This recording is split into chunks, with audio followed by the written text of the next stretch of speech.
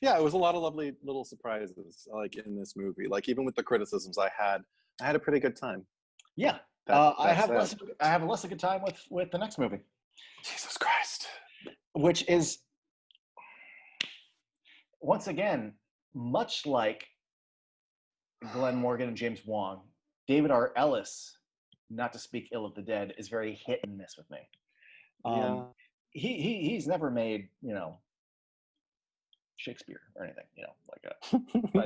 But I quite enjoy Final Destination 2. I quite enjoy Snakes on a Plane. Yeah, but like Shark Night should have been awesome and wasn't. And yeah, I agree. I concur. I mean, yeah, Cellular is it's got a great cast. It's got a great cast. I mean, yeah, but from all accounts, a really good dude, and apparently a very good second unit director. Fun trivia: did second unit on Cop Out. Aww. Yeah. So and again, I like Snakes on a Plane and Final Destination 2. Everything I don't think is necessarily his fault with 4, but 4 does feel like a labored thing. Like 3D is big, so let's do a big dumb 3D thing. But also, I mean, when it comes down to it, I mean, the script isn't a really great springboard for this movie to begin with. Jesus. Probably my least favorite lead character. I have the old thing with like if you asked me to describe Wendy or describe whatever Devon Sawa's character's name is, like I could give you some adjectives. I'd have a hard time telling you anything about this dude. Or really any of those core 4 people. I don't even know why they're friends. Honestly, because I thought like they were 2 couples when I first, even this time, because I barely remembered anything about this one when I came back to it. I was like, okay, I remember the racetrack, I guess. The guys were easy on the eyes, but that wasn't like enough to divine me from what was lacking. But if the about brunette this movie. didn't say to Nick Zano, I think it's Zano, I can't believe I used to date you. Yeah. I just would have presumed, but I can't help but wonder, is that just my dumb fucking boy, girl, okay, you're couples, but like. But also, like, then why are the 4 of you all hanging out if their exes, they don't get along and he's such a douche? Like, there's nothing redeeming about him. He would be the trash person if there weren't a Nazi in this movie. Right.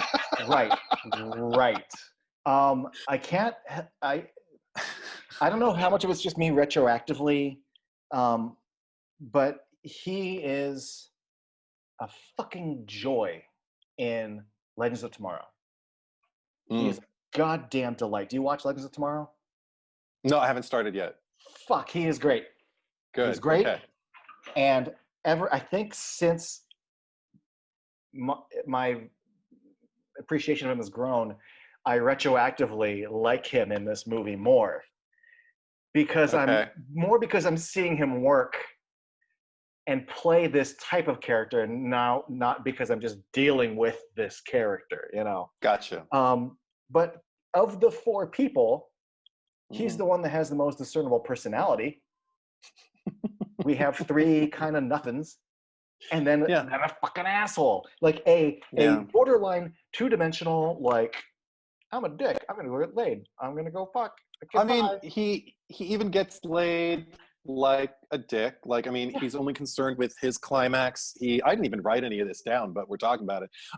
He's only concerned with his climax. He's on his phone after he's finished while he's still inside her. Yep. And he's not concerned with her finishing at all. Then he just kind of like walks out and still checking out girls like he's good to go again. And he's like, I already nutted like 4 minutes ago. Like, oh, it's great. And and gets squirted with water poolside and decides that that's like a justifiable reason to take this kid. I love that kid, by the way. I don't know his name, but the kid is just laughing.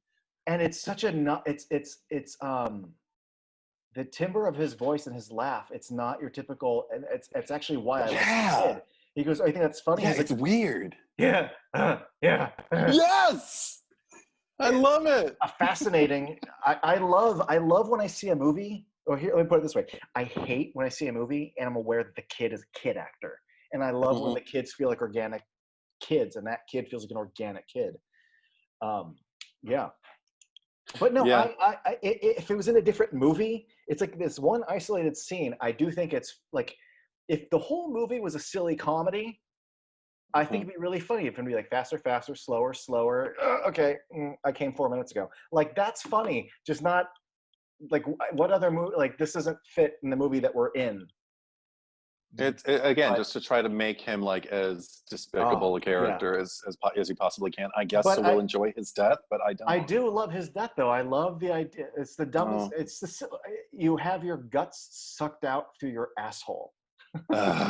See, It's fucking. my problem with it. This movie came out 2009. And this was the first one I saw in the theater, so I went with my sister because she was all excited because it's a new Final Destination movie and it's in 3D. So I saw it in the 3D. And you're going to see like the worst one. Yeah. And of course, which is, isn't that usually the case? Like when you're familiar with the franchise and they finally release one that you can go see in the theater and you're like, what the fuck am I watching? But no, the problem I have with it was like, I was already familiar with Guts by Chuck Palahniuk, where it's a short story in Haunted, the book Haunted, which I think is 23 short stories. And because that was published in like 2005, I think. I didn't write it down, but I think it was in 2005, 2006. So years preceding this, he wrote a short story about a man who he wrote all these masturbatory stories, all these like unfortunate masturbatory stories. And this guy went underwater in his pool, sat on the pool drain while he was jerking off because he wanted, to like have like a sharper orgasm or something like that. And he kept like doing it a little bit until he couldn't hold his breath anymore. He'd go up for air and then he'd go back under once he caught his breath and do it again. And the way that story goes, because I'm immediately thinking of that story when I see him, onto the drain. I'm even thinking about it before when I see the drain. When they just show me the drain, I'm just like, are they going to do a Chuck Palahniuk? The guy, though, unfortunately, in because the story precedes the kill, and because it, in my experience, and because it's more than the kill, because the guy does have I believe his intestines sucked into the drain. Unfortunately, that's not the end of it. They don't separate from him. They just get stuck. Like his anus gets stuck and then his intestines start to turn inside out and get sucked in the drain. And he gets some distance and he's in pain. So what he has to do, because he's running out of air in desperation, is chew through his own intestines to get up to air. And if I remember correctly, he does survive this. So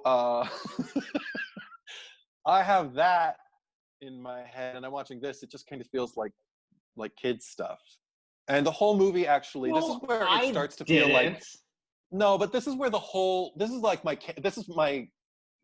where I build my case that this feels like when it really starts to kind of say like, what direction this franchise is going to go in, at least with this installment, we're going to be Saw Junior. Like, we're not going to go cross the line quite as much as Saw, but we're going to show you some CGI blood, like, I don't know. I couldn't get on board. Saw never, yeah, I've never been on board with this. There's a lot of little logistics that don't connect just to make somebody's, like, again, like I can get behind death scenes that are bullshitty to a certain degree, but like I have a hard time believing that a pool drainage system would be strong enough to suck your guts out of your asshole. I have a hard time believing the pool drainage system will be strong enough to even break the little plastic thing that's there. Even if you did fry the system and the PSI went up to a certain degree, don't buy it. I don't. There's another, the chain link fence that I've never fucking seen before in my life that is like just solid squares with these thick metal plates that are just there to justify, because if you used a real chain link fence and you hit a guy against it, his body wouldn't go squish through it properly. But I'm watching that whole scene, even in theaters, going, why is that fence so weird? And then he gets squished through and go, oh, that's why that fence is so weird. Because that's why no one has a fence like that. Well, again, okay. So right from the beginning, we don't have characters. We're at the Mm-mm. racetrack and it's happening. And I'm like, oh, okay. You were doing the thing from 3 again. Oh, except we're not even. It's just they're a couple, and then we're setting up the people. It just felt so perfunctory now. Like we're not really writing anybody. We're just saying, Yeah. here's the lady, there's the man, there's the guy, and then the thing's gonna happen. And also, most of them make me feel ew. Like the one person who I liked was the cowboy who Oh, sat he's in front polite. of what's her name? Yeah. It was Oh, all would you like me to move? Would you like me to scoot down? exactly. And I was just It's kind my of like, oh, pleasure. that was very sweet. And then we never see him again.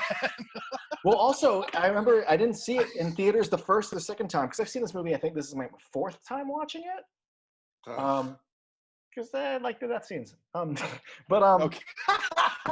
but it wasn't until the 3rd time I saw it. I saw it for the 3rd time, maybe 4 or 5 years ago, during the initial accident and everything, that I realized that cowboy like goes by a pillar and gets squished. But like the Mhm, whole idea is that we're not supposed to really know that he died, but we do show mhm. him dying. But I don't know. There's some sloppy elements there.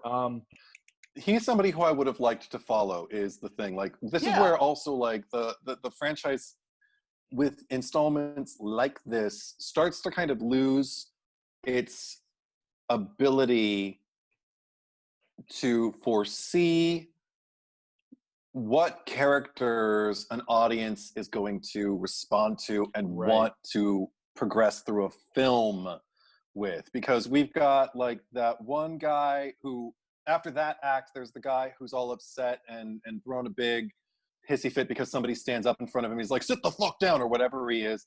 He looks like he's twice the age as his like girlfriend daughter. I don't know what's going on there. That bothered me. And then we've got like, oh yeah, a fucking Nazi whistling Dixieland.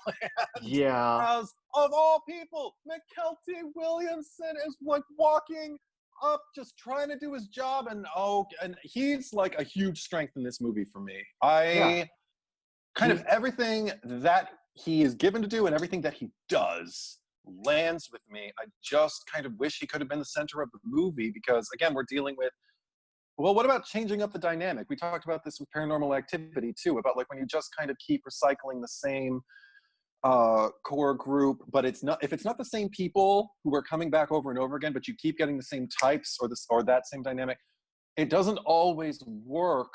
I mean, like arguably in Friday the 13th, there are certain movies that work better than others when they mhm. attempt the same kind of structure. So you can't just kind of like have an automatic win. But what helps is if you tell a different story. And because we haven't had a McKelty Williamson character yet, what was his name? George?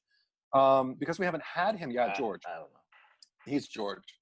Because we haven't had a George yet, and we'll get even deeper to that, but because we haven't had him yet, again, and then you just hand us these bland white 20-somethings who you're not even trying to make interesting or sympathetic. And I don't know. And also, there's something about the use of the N word. And again, maybe I'm a little sensitive given the current social climate, but I feel like I've always been sensitive to that word. And I don't, I'll say cinematically, like rape, you have to earn the moments you use a word like that, an act like that. And if you don't, I shut off. It feels reckless, it feels irresponsible, and it doesn't feel, and that's how I felt with this Well, movie. It just kind of felt like, well, let's just, and maybe it was trying, I'd love to see the filmmaker or the creative team.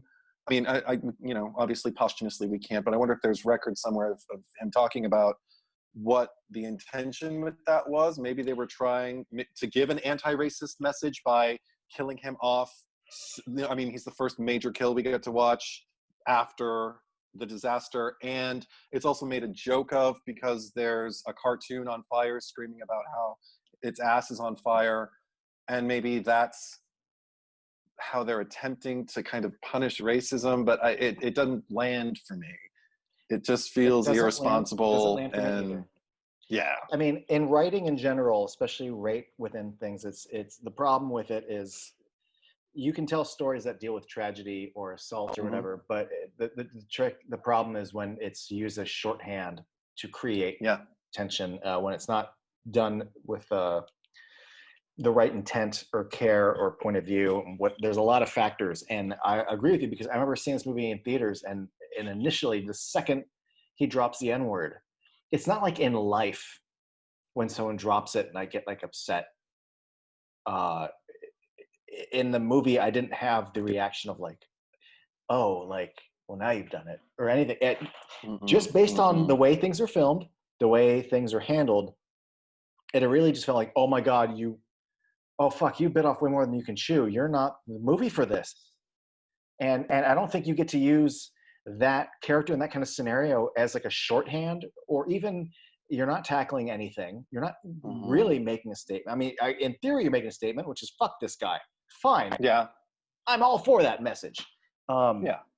but I watching this again, my first thought was just like, this movie is woefully unprepared to deal with this. Mhm. So it just shouldn't be.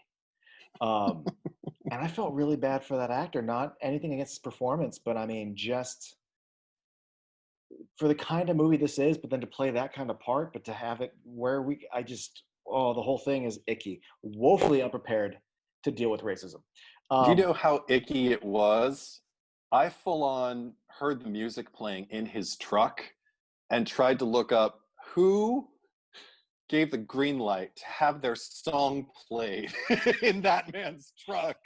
And I yeah, looked and I couldn't find a band name. I only found, I'm not going to give it to you. It's on IMDb if you want to know who wrote it. I feel like it might have just been written expressly for the movie because I couldn't, like I said, I couldn't find it on iTunes, couldn't find a band name or anything. I just found one man and like a group of other people in the band who it sounded like they played, and it sounded like they just wrote it because they knew they'd be making a statement if they played any real band's music in that man's truck while he's driving by McKelty Williamson's, and we already know who he is and what his intentions are. So that's how icky that character is. That I was like, the music. Who's who would ever want to be associated with that? Jesus Christ. So yeah. I will say this though. I'm not coming Yes. to any defense, but I remember sitting in the theater in 2009, Yeah. and he pulls up in his truck and he pulls out a cross, and I went, oh God, come on. It's 2009. Like, who does this anymore? This isn't a thing. It's much like how there's other dated, like, this isn't a trope, pulling out a cross, but just like how there are tropes in movies that I find dated and like we should be moving past these because you're dating yourself by doing it. I'm like, all right, Bernie, are we really trying to imply that he's racist because he's gonna like cut to 2020 Yeah. and his blatant, I mean, not to get too serious, but in 1 week we had like 4 black men hung from trees in Yeah. 2020. All of a sudden, that dude pulling a cross out didn't feel that absurd. Yeah. It um, just kind of felt like it was, again, and maybe the wrong movie. right, but also Yeah. his blatantly dropping the N bomb, his blatant disdain Yeah. for Bubba from Forrest Gump. Uh, Mm-hmm. it felt cartoonish when I first saw it, but cut to 11 years later, and I'm like, I mean, have you been on Twitter? Like, this is Sure. Yeah. yeah. So, Absolutely. Or read the news or talked right. So it's interesting how to times anyone. change because I mean, yeah, Well, I mean, I've always been an advocate of, how can I put this? Um, I just feel like I just lost my train of thought. But I agree with you um, in terms of, oh, that was it. I always had a problem with people in particularly in film criticism, maybe like this past decade, where people watch things where there is like quote unquote an evil character who is evil for the sake of being evil. And when people kind of, I understand being kind of fed up with that and not finding it interesting, but but sometimes I feel like there are movies where there is someone who is an obvious villain or whatever, and it's happening in a world that you and I can touch. and it's not, you know, like a fantasy or something like that. And the argument to be made is like, well, just watch the news. No, there are people who are that greedy. There are people who are that soulless. There are people who do kind of, you know, compartmentalize and pick and choose who gets their empathy and who doesn't. So, and they're not, you don't have to be a sociopath to do that. You know, you don't, I mean, you don't have to be diagnosed with sociopathy in order to do that. So I was always of the mind that, like, you know, when people would criticize things for not having interesting villains and, you know, things like that, they're just kind of bad for the sake of being bad. I'm like, some people are just bad. I mean, and not that they're bad to their core or anything like that, but some people just behave badly and won't change unless ellipses, and that's the writer's job. And if they decide that this person doesn't change, some people go to their graves without changing. So it's not about that. Like I said, making, you know, like, it's about, with this movie, I'm not criticizing it saying like, there are no people who are that bad. There's no people who, you know, have that much darkness in them. It's me saying, I don't like the way it was handled. I've seen movies where racism is depicted. I've seen movies where violence is depicted, rooted in racism, rooted in sexism, rooted in whatever kind of discrimination you have. And they don't all feel irresponsible or reckless. And this one just felt like, and I can't finish the image in my head. I can't say this feels justified. It feels like, again, a director or a writer or both trying to be intense and taking a shortcut. You put it that way, and I think it's put beautifully. And there we go. And I think yes. to further support that, yeah, is that I think definitely one, maybe two more times in the movie, our leads were, when referring to the people who survived, they go, that guy, the racist guy, like, he's just the racist guy. Yeah. And the fact that that's how they wrote it, the racist guy, because I feel like if you really want to address it, the way I, as a person, would go, oh man, remember that guy and that racist fucking piece of shit? But the fact that he should always be referred to as that racist fucking piece of shit. And instead, or say, I mean, he was a piece of shit, but I saw his death. I'm freaking out. Like, there's a but it's always just a racist guy. Like, he's just or a Nazi, right? Like, he has he's got the fucking tattoo on his arm. Yeah, like he's not hiding it. So so boo movie. Let me just run through some bullet points, and then we can talk about Bubba a little bit. But just a few bullet points. They update the clues again. Meow. They update the clues again with now big 3D. What does it mean? But like, the problem, it's one of the little dated things about, you know, bad CGI or rush CGI is, you know, 10 years later, it really doesn't age well when you see little cartoon snakes and little cartoon hooks and all that. Right. And 5 was also in 3D. I can watch 5 and still, I don't ever go, oh, this is a 3D movie. But when you watch the 4th one, you were aware you were watching a 3D movie. The gore. The gore can be fun in the opening race track stuff, despite some spotty CGI as far as digital blood, as far as compositing, as far as the lack of proper, like when an engine just lands on Krista Allen, or just things fall, and it's all very cartoony. Things don't have weight. Things move too fast. But I still appreciate the fact that there's gore and people are dying. But for me, it's on par with like the Highway Kill in 2, in that it doesn't give me anxiety. Also, because I've never been to a racetrack and seen cars going by like that. So And, well, again, people in general are can be afraid of flying. People in general get anxiety on the freeway, especially when they're behind fucking a log truck. That was a thing. Even, I mean, there's a lot of internet memes about after this movie about driving behind a log truck, but like, I used to be afraid of that before this movie. People are genuinely nervous about getting on roller coasters. I've never talked to anyone who's like, oh, I don't like to go to racetracks. No. We do know that cars do hit the guardrail, hit each other and explode. That's a thing. So I get the impetus, but like, this is the first time that they delivered something that I'm like, the racetrack, no one's afraid of going with fucking NASCAR. Like, who's afraid Who's afraid of that? Yeah. Huh? Also, did you feel like me that like a major opportunity was missed, particularly when later in the film they actually take it?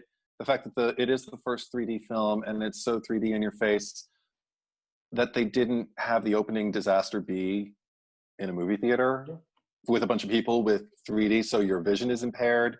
You don't know what's an illusion and what's actually coming at you. Like some people will flinch if they see something fake come at them, and other people might not. And then something real could be coming. I mean, it just kind of felt like, because I felt like I'm not a fan of that sequence, the first half, shall we say, of that sequence.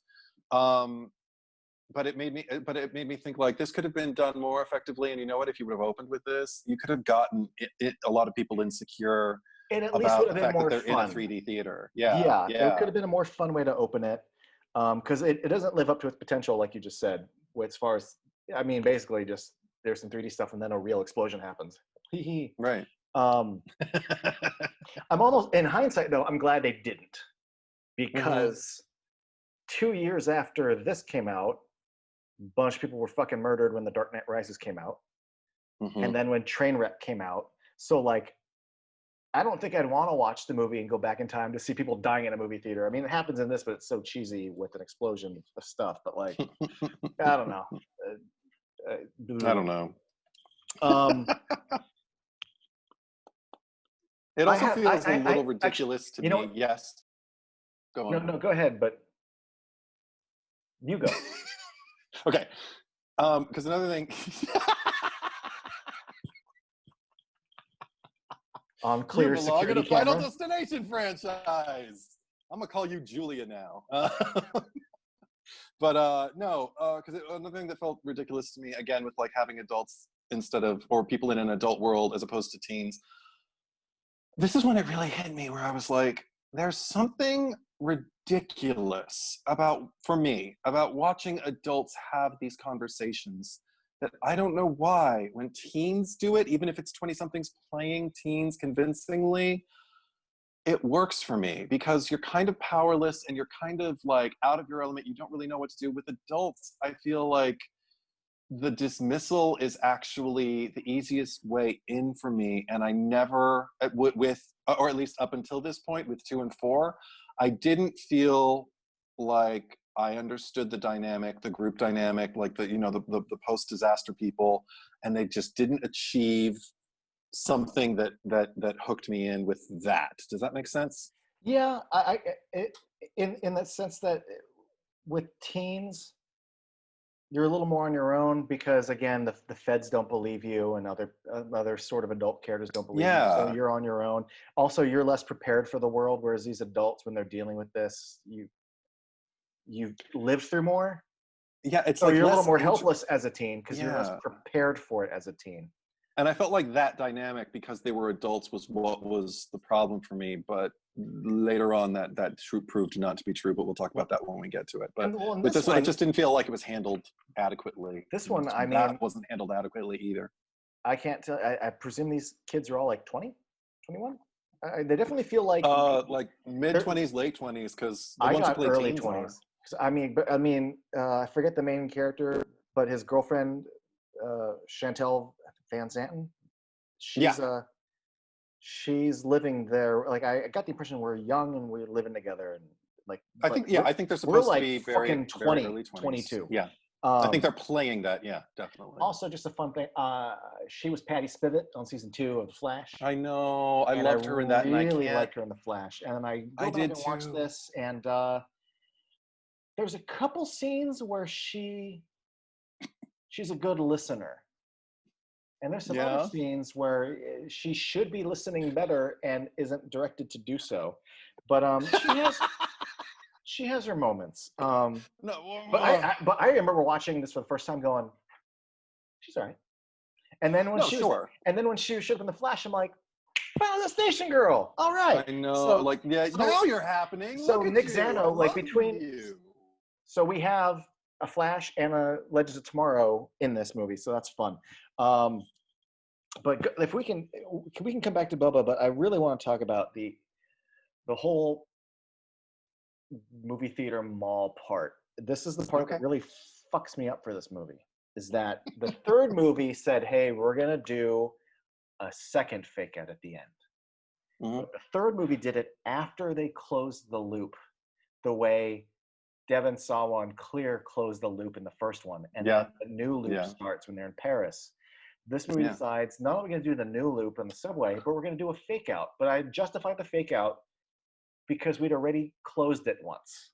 We'd Mhm. broken the chain. Now it's starting again. This movie does some bullshit where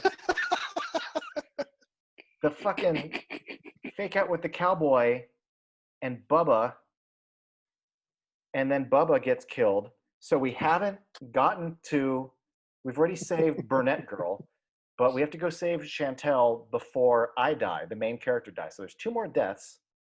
And then that turns out to be a fake out. I'm like, we're doing a fake out before the chain's broken? What the fuck is this about? I mean, it's a good beat to make you go, ah! Like, yes, it is Yeah. surprising. It is a twist. It's a twist for the sake of a twist to get a reaction out of me, but it doesn't fit. It doesn't make a lick of fucking sense. And it creates new problems for me. There's 2 Oh. problems that occur with me. One, it has nothing necessarily to do with the ramifications of it being a new vision, but I really don't like that he saves Chantel, whatever her character's name is, but his Lori. Lori. It's Lori. He saves Lori and everyone in that theater. You know, even with his arm stapled to the with the magic staple gun that just nothing. Well, it's a nail gun. Yeah. Wait, his arm? It's nails. Right, Yeah. Yeah, but no, but the magic nail gun that like no one's operating, it just falls upside down and just fires. It's death. Whatever. Exactly. No, exactly. So the magic nail gun, but he still manages to save everybody. He saves them. Yeah. Right? He saves them. He hasn't saved himself yet. And yet the movie then dissolves to like the ending, and I'm like, no, you saved her, but what about you? We still haven't, like Devin, we have to save. We can't get to the ending yet because we haven't finished. So when the truck comes into the cafe and kills them, I'm like, well, duh, because you forgot about you. Like you're acting like you finished it off, but you didn't. This is dumb. Why is the movie either acting like he finished it off, or why is he being so dumb and they're expecting that we're going to forget? I don't know, but this is very badly handled. Does that make sense? I mean, this is so you and me. Like, yeah, go on. But like, it makes sense. Go on. Yes, but it's. He didn't break the chain yet. There's still one more person to take care of, him. Yeah. And they didn't do it. And he didn't even have like a vision about himself or anything. Okay. But there's a flip side to it. Ready? Go for it. The fucking vision of the movie theater and everything. In that vision, when Lori is hanging in the escalator and she dies, the camera zooms in on him and he didn't die. So if this is starting a new loop, he didn't die in that loop. Therefore, it is taken care of because he was never a victim from this new vision. She dies in the escalator thing. He doesn't. He is a survivor. However, that creates its own set of problems. Problem one is if he's now a survivor and we don't have to worry about saving him, well, that's a nice way to get out of the whole fucking chain. Like, you should have died in the race car track, but arbitrarily you have a new vision about this mall movie theater and now you're just off the hook because in the new vision you survived. That's some shit if from Death's point of view. And that's really easy out for him. Again, I feel like the writers didn't even fucking know what they were doing when they wrote this. They're not thinking anything out. And this isn't even me being super nitpicky. This is the logistics of how the things unfold. This makes no sense. But two, if we're going off of a new vision, it's not just that her brunette friend dies in the movie theater. All those fucking people die in the movie theater. So if you save people getting off a plane and now death's going to come for them, if you save people from getting off of a roller coaster and death comes for them, if you save all those people by getting the extinguisher and preventing the explosion from happening in the theater, you saved all those people's lives. Guess what? That's going to now come for like all those people. Like, that's a movie. What if you saved like 200 people in a movie theater? Oh my god. Now what do you do? But the movie ignores all that so they can go to the cafe and get hit by a truck. It's You know fucking who else? lazy bullshit. You know who else ignored all that? This guy. Yeah. Because this is why this is so you and me, because our general kind of like tack that we individually take during a movie will ultimately inform how we discuss it, because all I had to say about the climax of the film is that I was so checked out already that I was checked out for the first half of all that shit. I was fed up with Lori and her shit, which we'll get into, but the kind of kicker for me was she bought fucking new shoes and she's on an escalator and she's freaking out because the lace is, again, this is one of those things where I'm like, yeah, but you're, no, but you've got, your survival instinct kicks in and things occur to you on the fly. Even if you panic, like sometimes you do something before you even have the time to think. And if my shoelace ever got caught, and it wasn't like once I reached the top of the escalator, if I had enough time to freak out about it, take my damn shoe off. So I lose all my respect. Yeah, totally for her. I'm checked out. You get a few tugs, and if those tugs don't work, take your foot out of the shoe. Pull your fucking shoe out. Stop standing there freaking out about it. Anyway, especially after you've been through as much as you've been through. Anyway, but no, there's more with her, but we'll get to that. But the thing is, everything that led up to the flip to the second premonition, I was so bored and checked out that when it actually happened, it happened again, because I've only seen this movie twice. I saw it in the theater and I saw it when I was watching it for this. Both times when it happened, because I kind of forgot it happened. When it happened, I was like, oh, good. Like, clean slate. Do it again. Make it happen in a way that works for me. And because of the way it was positioned and executed, like something about the nails in the wall makes me clench. I don't mind that it was a magic, because it's death and then magical. Like, I'm not looking to them to just get me on board with something. And he had a clear goal. He's trying to save this thing. I don't even care who he is. I'd still be rooting for him. And he's trying to make it stop. And because I feel the pain, I'm kind of like feeling empathy with him. And I'm like, oh my God. They go in there, they try to get the girl. She does the thing where she says the declarative statement before, I was meant to see this movie. Yeah. Kablooey. I mean, I don't like it, but whatever. But basically, like everything, and him trying to save the girl and everything like that, I mean, it was, I don't know, it was fine. It was fine. I was like, it was better than it was the first time. I felt like it was better. So I was not invested enough. So God bless you for caring so much, because I just gave up. I gave up. We've had 3 movies now that this is how things work, and I remember in the theater going, "Oh, it's fake. The chain isn't closed. Why are we doing a fake out now? Wait, what?" And also, I love that. And then within the fake out, there are quite a few very funny bits. I really think it's hilarious that she is so adamant, especially everything they've been through, that brunette is so adamant, like, no, I'm staying here watching a fucking movie. Maybe this is what I was meant to do. Like, and then that's when I realized, oh yeah, because she's, first of all, it's not her fault. This is what the text she's given, but it's, I'm gonna watch this movie. I forgot, but yeah, in the beginning of the movie, when they're at the racetrack, she goes like, "And why aren't we going to see a movie?" Like, it was the thing that you wanted to do, and you think it's over, so now you're seeing the movie finally. I get it, sort of, but it's laughable the way it's handled. Also, and this is just a little thing that makes me laugh, but when Lori is hanging off the escalator and her foot gets caught by all the gears, the foot only goes in a little bit, but she's like, and coughs up all this blood. I'm like, yeah.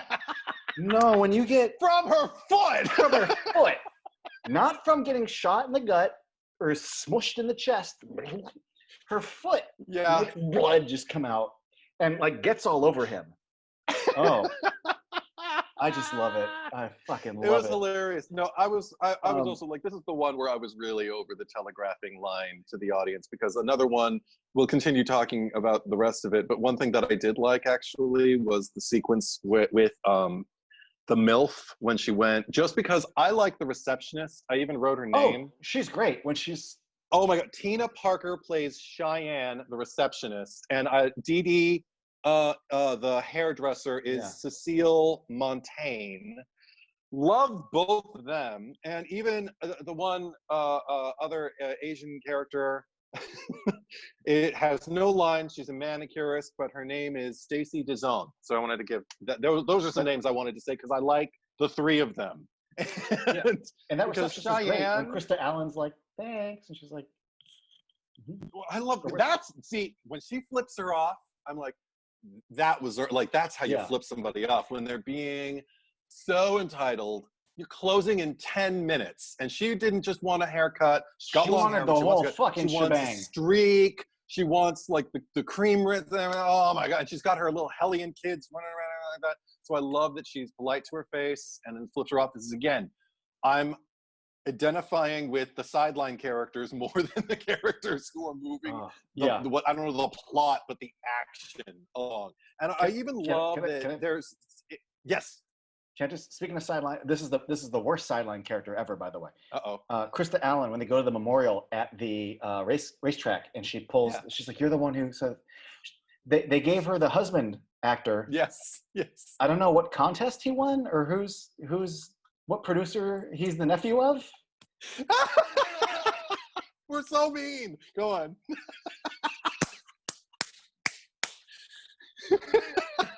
Did they?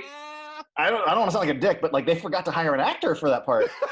Because he has a line. Oh yeah, and then I remember watching it going, oh, they're putting a guy there to be the husband, but then they give him a line. I'm like, oh no, you paid the guy to talk too. Shit. Ooh. And she's really like, oh, I just want to say thank you, and I'm like, oh shit, because I have a soft spot for Krista Allen quite a bit. So, and I thought I like her. I thought she did a good job playing the role too. She played an entitled white woman very, very well. She did, no, but she does everything. She's if considering what she got her start, being in like Showtime, Skinamax type movies, transitioning into like feature films and stuff, I don't know how much you're familiar with. A lot of people would know her from Liar Liar. When Jim Carrey was in the elevator. I don't remember her from that. Who did she play? Everyone in the building's been really nice. He's like, that's because you're got big jugs. That's her. I mean, I want to squeeze them. Yeah. Mama. And then you just hear the slap, and then you cut to the elevator doors open. Yeah. Yeah, that's her. Oh my God. I didn't even realize. I loved her in that too. Yeah. She was great. Yeah. Okay. So, no. I mean, I don't sympathize with the character. Although, but because of the way she plays it, I don't sympathize with her, but I'm just kind of like, you totally exist. Yeah, that's absolutely. Saying a lot. Absolutely. Yeah. And she gets another one of my favorite fake out deaths, where we're going to spend so much time with the water and the can and the hairspray, and the ceiling fan and the screw and the broken seat, all to just be like, hey, remember that rock? All right. Yeah. Fuck you. No, and she telegraphs it too, just like, I've got my eye on you. Yeah. And I'm just like, oh, it's going to be the eye. Even the way she's saying it, she's doing her job. I'm not going to begrudge the woman her due because she did her job. But what I love about, again, the sideline characters, I love Dee Dee, the hairdresser, because she's got an inner life too. She's so over it, but her humanity clicks in. These people are the ones who stand out to me, the civil servants. Her humanity kicks in when she's cutting and the chair collapses. She already warned her. It's like, oh, sorry, it's broken. I'm trying to fix all the time. But then she legitimately falls, and she legitimately feels remorse because it's still a human being. You've got a job to do. You don't want to start shit. You do want to get home, but also like you almost hurt somebody. So it doesn't matter how you feel about her. She's kind of like, oh my God, I am so sorry. Like in that real way where something happens, you're just like, stop everything. I am so sorry. That won't happen again. Please trust me. Please let me continue to cut you. And she actually, and that's again where she feels like a real person, the MILF, because she's sitting there. She's just kind of like, oh, it's okay. And I'm like, look, people are actually being decent to each other in a Final Destination movie. Go figure. I'm going to suggest if you have thoughts to say on Makita Williamson, do them now. And McKelty. I'm going to try to speed us along a little bit so we can make this under 3 hours maybe. Okay, sure. All I can say is I love that not only is he playing, again, a real character, like somebody who has dimension, someone who actually moves me to tears. I welled up when he's sitting there talking to Laurie about how he's next and all of that. The thing that I also love about it, though, is that it took us 4 fucking movies to get here. This is one bonus for the movie. Somebody actually, for the first time in one of these movies, explores the idea of suicide as like a possible way out or whatever, or even resigning yourself to the fate. Like, not, we've been fighting death for 4 movies. And here we are in the 4th, and he's actually making a decision to resign himself. And he's not just resigning himself to give up. He's resigning himself because he lost his wife and his kid. He's a struggling, recovering alcoholic, which they don't really ever do anything, but it's just like another thing we learn about him he gets a call from his mom. Like, I mean, we care about him. I care about him. When he says, like, to Laurie, like, I made my peace with it. My family's waiting for me. I'm ready to go. He's great in that scene. He is! And he's so committed to it, and I believe it. It's one of the few things in this movie I believe. And what pisses me off is that Laurie doesn't get it the way everybody in the audience gets it. We're all sitting there with McKelty going, you know what? It's your choice, man. It's your life. She's just kind of like, I don't know. I think he's given up in the very next scene. This is why I don't like Laurie, because of shit like that. And then when they discover him trying, that's another thing I like, that he tried to kill himself. I'm not really on board with the whole, it's not your turn yet, so you can't die thing. I feel like death would just be kind of like, come on in. You know? Like, I need lives. I don't know what death's impetus is, but I feel like it's not saying no. It's got to be in the order that I want, man. Exactly. I don't think death is like that much of a control freak, even though control is kind of the name of the game. But maybe death is. I don't know. But I feel like, so that's always kind of ridiculous. But I do like, again, the way they play it until Laurie enters in. They pull him down from hanging himself. She's like, after all we've been through. And I'm like, bitch, you just found a man who told you he's ready to die. He's trying to hang himself. He didn't succeed. Maybe he just needs some help, and he doesn't need to be, chewed out like a child right now. And then in the next heartbeat, so this is supposed to be about McKelty Williamson, but they both interlock. Yeah. In the next heartbeat, they're celebrating, toasting, because they beat it. And he's he's all good. And speaking of like people being in the same clothes when, something traumatic happened to them, they just lost, granted he was a douche, but they lost their golf playing douchey friend in the swimming pool. She's still wearing the clothes that she saved her friend out of the car wash, but they're all toasting, and she's just kind of like, I don't know, I'm thinking about maybe some travel, like Saint-Tropez or Paris or something like that. And just like, your friend just died! Yep. Hours ago, and even if he was a douche, you would feel something. I don't think you'd be toasting and going, I'm so gonna enjoy my new life. Yep. Bummer what happened with what's his name though. That's why I like 3, because it seems to be one of the few that actually addresses those feelings that you should feel and react to. I'll say, because I really would like to move on, but I will say this: I do appreciate the car wash just to have, because I didn't used to have this as a kid, but as I've gotten older, I'm not scared of the car wash, but I am aware that I'm like, now I'm gonna put my car in neutral, and now your thing is gonna take it and me, and everything's gonna, like, I don't have any control right now, and if you fuck up my car, if something happens, like, I'm stuck in this old box for the next 2-3 minutes. Like, that's a good thing to include, because it is not just your property, but I don't know. It's a good. As far as scenarios go, I think it's a good scenario, because it is a relinquishment of your control. Now, 5 is interesting because we had the same directors on 1 and 3, same director for 2 and 4. 5. First of all, 4 was supposed to be the end. It was. I mean, it was intentionally called the Final Destination on purpose. The one thing that happened is, 1 did decent business, 2 did decent business, 3 actually did more business than 2. And so they're like, we're going to kill this franchise. We're going to spend a lot of money on 3D, and then this will be the end. And then 4 did fucking huge business. Well, huge for the franchise. Like, it did really fucking well. And they're like, well, shit, we have to make another one. Fuck. However, I do think the loophole, if you can call it a loophole, about how do you do a movie after the Final Destination? They're like, well, it is technically a prequel. Yeah. They even talked about that in like one of the making ofs. They're like, well, it is a prequel, so like that's how we justified making it. Obviously, money justified making it, but at least you could argue Yeah. that like even though it's called Final Destination 5, it's the fourth one chronologically is still the Final Destination. Sure. Sure. So right off the bat, we've already talked about how it's a prequel. The twist at the Mhm. end is fucking great and is probably, Yeah. for my money, one of the two best things about this movie.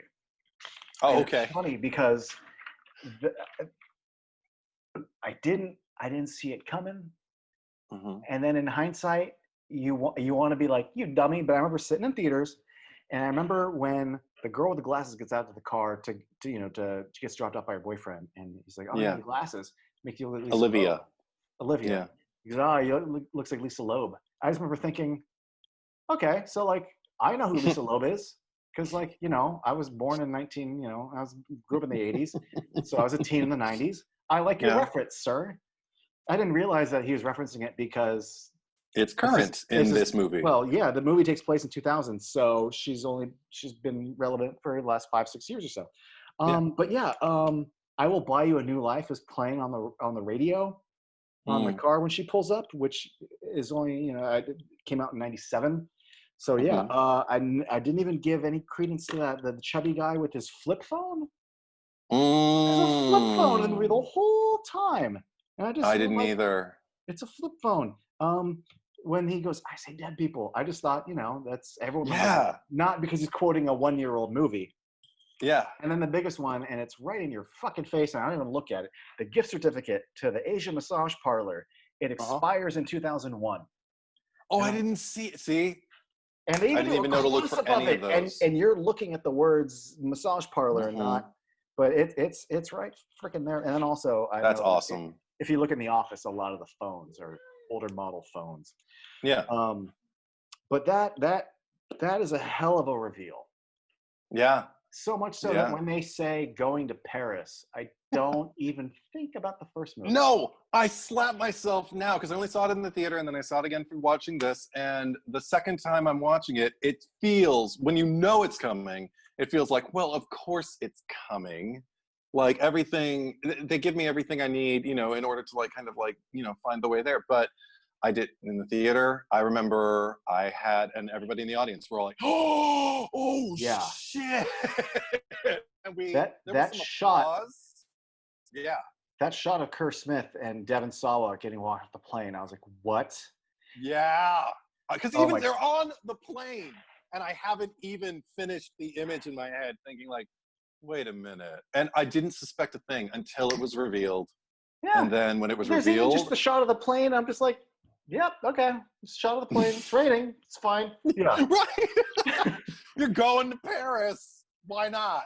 Oh, it's fantastic. I don't remember the guy's name, but our The main main guy. character, yeah, the main guy, His name, shit, Sam. Sam. He's okay.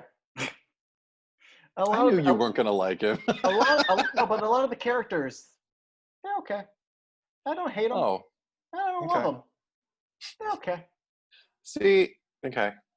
I like the fact that they played with perspective. This whole movie, like it could have been subtitled "Playing with Your Fucking Perspective," because not only do they do it with the twist, but I feel like they keep doing it with the relationships. Like I like the fact that when we're introduced to Sam and the girlfriend Molly, the first thing I think when he's so happy and he can't wait to go on, like wherever they're going to go, and she breaks up with him, and in such a lame way, I'm Yeah. immediately anti-Molly and I'm pro Sam. I'm team Sam. I'm like, that bitch. And then, so then when he's saving her on the bridge, I'm like, you are like a phenomenal person. Like, look at you taking care of this girl, like giving her shit she doesn't deserve. Like, I'm all team Sam.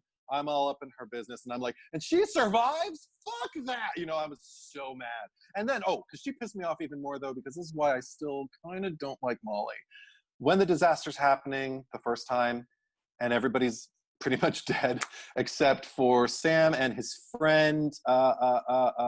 His friend. I don't remember the name. It'll come to me. Oh, I yeah, have it written okay. down here somewhere. But the friend, the one who the James Franco looking motherfucker. See, I think he looks like Brandon Routh and Tom Cruise had a kid. That works too. He's very Tom Cruise. Peter's his name. When Sam and Peter are hanging from that railing, and the whole rest of the bridge has collapsed and they're about to fall, she sits there and watches and does nothing else. She doesn't try to get somebody else to help. She doesn't offer them any help, but she doesn't even evacuate. Huh? What could she do at that point? She could like talk to them or reach for them or try to, like I said, try to get some other people maybe to do something. All she does is get on all fours and watch them. And again, even just as the actor, like I'd feel irresponsible if I mean, maybe she's supposed to be in shock. Fuck that. I'm mad at her. Anyway, so what I like though is when it all comes through and everybody gets saved. And we find out the reason that she broke up with him, the real reason, is because she didn't want to hold him back. And I like that until later in the movie when they're having an argument and he actually asks her to come to Paris with him. Like it's the first time either of them ever had the idea. Yeah. And I'm like, and I feel like I'm watching Jade and Jesse in Bride of Chucky again, where I'm just gonna like, guys, like, okay, Molly, you drove to his work and broke the dude's heart. He saved you off a bridge, and you broke up with him before you even thought about entertaining the notion. She didn't even think of it. She's just kind of like, Paris? I was like, oh yes, but Paris. Do you hold that against her? Because I would hold that against the writing. Both of them. It's the writing. It's both of them. But because I respond a lot to this movie.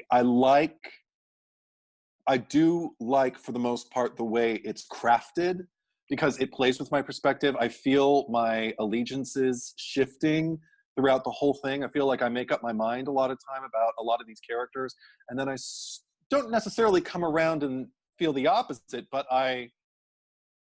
it's like with real people. You just start thinking like, oh, well, okay, well, if you're doing that, then, because Peter and Candace are another case where they're having like their secret office romance, and he's all business and cuts her off at the knees basically, and then she's kind of embarrassed about it, but then he talks about like being naked with her again later, and she kind of goes and I'm like, oh dear God, girl, get a brain. Can I jump in on this? Yes, please. I love that it seems like it's a dirty secret at the office, but then he mentions, look, I love you, but, and I forget what he says after it. I'm like, you just said I love you, but. So there's a lot going on prior to this scene. Yeah. And there's just a certain level of kind of bullshittery that you have at the office. But holy shit, I can't wait to see where this is going, because you said I love you, but, which is a lot more than what the rest of the scene is playing out. So by the time we see him like going to her fucking gymnast practice and like supporting her, and she's doubting herself, and he's like, no, you could fucking do this. I'm like, yes. This is like, again, like, didn't see this coming. So much so that when she dies, the guilt he feels because he like thought he was supporting her, but now he feels like he pushed her when she wasn't ready. Like, good job, movie. Yeah. By the way, that is one of my favorite deaths in the whole series. Oh my God. Everything leading up to it. No, because also, because it ends gnarly, but even everything leading up to it, because again, when you've got me clenching, when you've got me, like, I don't even do gymnastics, but you've got a screw on a balance beam, and you've got bare feet, like basically hopping and switching and dancing around this bare screw. I rewatched it before we started this, just to see like if it was as effective as I recalled, because I'd only seen it twice, once in the theater and then once for the screening. So I'm watching it again, and I couldn't look. I was like going, oh God, I even know the way it's going to end, and I know that it's a movie and that it's fake, and I'm going, oh. And then, there's something about I thought of this somewhere around like the third or fourth movie, and I'm only kind of recalling it again now, but it reminded me of like the old Hitchcock thing about if we know there's a bomb but the characters don't, and this whole movie is built on like every scene starts with, we know you're going to die and you don't. Yes. but sometimes those scenes are slightly more, I wouldn't call them Hitchcockian, but when you have like a nail on the thing Yeah. and the person on the beam doesn't know the nails, like that sort of thing. Yeah. Yeah. Yeah. That's an easy way in. That's an easy Yeah. way in. And if it's shot and paced properly, it's very effective. And because And it is. and even though we have the fan and the water and the busted cable, it still feels like a fake out because we're paying so much attention to the fucking screw that you're like, oh, of course the fan and then the powder and then Yeah. that flip was, and after the fourth movie where the CGI is so cartoonish, Yeah. there's a lot of like the bridge sequence is really well done. The Yes. gymnastic death is really well done. There's some Yeah. real quality effects in this one. And when you can make me like not necessarily, because I'm not afraid of gymnastics now. I mean, as much as I ever have been, I've never even attempted them. So there you go. I have no way in. But so I have no way in. But as a moviegoer, you got me. I don't have a bridge phobia either. I cross bridges, no problem. I'm fine. Doesn't mean there's no problem on bridges, but I just don't have a thing. I can walk on them freely. I can drive on them freely. I actually get a little rush, the same way like if you're on a tall building and you're not afraid of heights. I mean, I'm a little more afraid of heights than I am in buildings than bridges. But anyway, but it's just kind of like that weird exhilaration thing, you know, that kind of like that brushing with death, because I don't do bungee jumping or skydiving or any of that kind of bullshit. I'm not thrilled by the fact that I might die, but I do understand the kind of adrenaline rush you can get from feeling like you're a little, things could go wrong, but it doesn't make me panic. It doesn't make me scared. I don't even watch that sequence and feel afraid of the bridge, but I'm afraid for the people. And if more of these movies could achieve that with me, I'd probably be on board with this franchise a little bit more. Because the acupuncture one is another one. Never had it. Yeah. Well, again, that's a double fake out because Oh. you think the death is going to be related to the needles, then you think the death is going to be related to the fire, and then haha, it's just going to be a fucking Buddha that falls on his head at the 0 hour. I was glad that guy died. He's a fucking pig. I was too. I was actually. I'm sorry. I don't mean Yeah. like a chub. I mean like he's a piece of shit. Like. Yeah. Yeah. So. Yeah, the character. No, but what I liked, the only thing I liked about that was just kind of like it honoring what came before. Like, I mean, I like when a movie can kind of be all encompassing and kind of be not just the best parts of what it was, but kind of make some of the worst parts work, because this is another despicable character who's irredeemable. He's a trash person. I mean, we even see him stealing off of dead people's desks after. I mean, he's an asshole. Yeah. And all he does is, reduce women to, sexual beings. And if they're not sexual, then all he does is make fun of them for not being sexual. Racist and sexual racist things too. Jesus. Oh my God. I don't know how you go to an Asian massage parlor and say that much racist shit to somebody. Oh my God. I wrote down yum yum dim sum and I was like, shut the fuck up. Can this guy die now? Yeah. Yeah. It's Isaac. Isaac is his name. And I just wrote gross. Yeah. But again, we here, because it's the franchise we're in, we've got, a despicable character, and we've got the sideline characters who I love, because we've got Chastity Ballesteros playing the receptionist. And the fact that, okay, now we have an Asian character who has lines and has agency, who actually gets to kind of direct his fate by giving him the technician who works on him. And I'm just kind of like, okay, cool. I'm on board with this, because you're treating him the way I think he should be treated. I wish he would shut the fuck up. But slight humanity, like when the technician is working on him and starts to actually like take effect, like in a legitimate way, not get him off, not any of that bullshit, but he's actually starting to feel, oh, that actually feels pretty good. I'm just kind of like, see what happens when you act like a fucking human being? Just shut up and he let almost learned a lesson for about a minute before he died. Yeah, almost. And that, but not enough. And then when he died, I don't mind the character dying. However, the experience, what he's going through, it's hard for me to wish that on anyone because I think it's my nightmare if I were. This is why I probably why I won't even entertain the notion of getting acupuncture, because I'm too scared of accidents. I won't even go into specifics in my imagination for what scares me about that. But I think that scene is a pretty good worst case scenario for why I won't do it. Does that make sense? It does. I had my own little mini flashback. I've never been to an acupuncturist, but I used to go to a chiropractor. There were 2 phases in my life where I went to a chiropractor, and they take more prep than what this lady does, but they do have you cross your arm and cross your arms, bring your leg over here, and then they go, and you go, and everything cracks, and then they take your head and they go, and I remember in my teens and then also my early 20s, the 2 times I went, being terrified that I'm like, fuck, you're gonna just yank my, like, this is how you kill someone, right? Is you just, and then you're like, there's so much control I'm giving over my life right now, and so it's not, he went to an acupuncturist, fine, but then she starts doing like chiropractic shit to him, like, you could break his neck, you could break his back. That is, for like 5 seconds, I was like, more so than the needles in him. I'm like, oh my God, you could paralyze him. Oh, see and also it's so fast, and also just because the fact that like they're actors and not chiropractors or anything, the fact that she does it so loose and so fast, I'm like, that's dangerous. Yeah. But the chiropractor shit, that was what I was actually kind of rooting for her. Just like, yeah, give it to him. No, she's Teach great. him a lesson. And the fact that she spoke English the whole time is just great. Yeah. I think that's more common than most people would expect. Let me tell you about the other element to this movie I like a lot. Please. Which leads me to like two sub pieces that I like. So I guess I'll go into all 3. The Tom Cruise guy by way of Brandon Routh's hair and eyebrows. Peter. Yes. He's so Tom Cruisey. And Brandon Routhie.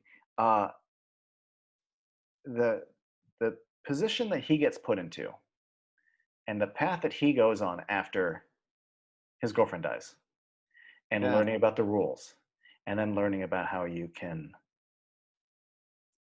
not only skip it, but maybe end it by killing someone else in your place.